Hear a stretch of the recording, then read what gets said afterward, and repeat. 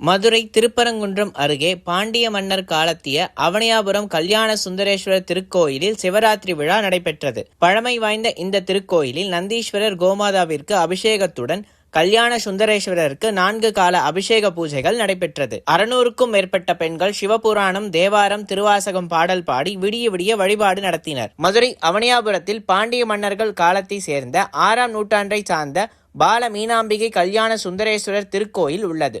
மிகவும் பழமை வாய்ந்த இந்த கோவிலில் சிவராத்திரியை முன்னிட்டு 4 கால பூஜைகள், யாகசாலை பூஜைகள், அபிஷேக ஆராதனைகள், பக்தர்கள் விடிய விடிய திருவாசகம், தேவாரம், சிவபுராணம் உள்ளிட்ட பாடல்கள் பாடி பூஜைகளில் கலந்து கொண்டனர். ஆயிரக்கணக்கான பக்தர்கள் விடிய விடிய சுவாமி தரிசனம் செய்தனர். சிவராத்திரி சிறப்பு பூஜைகளுக்கான ஏற்பாடுகளை திருக்கோயில் நிர்வாக அலுவலர் சங்கரேஸ்வரி, அர்ச்சகர் நாகசுப்பிரமணியம் மற்றும் திருக்கோயில் அலுவலர் சதீஷ்குமார், காளீஸ்வரன் ஆகியோர் செய்திருந்தனர்.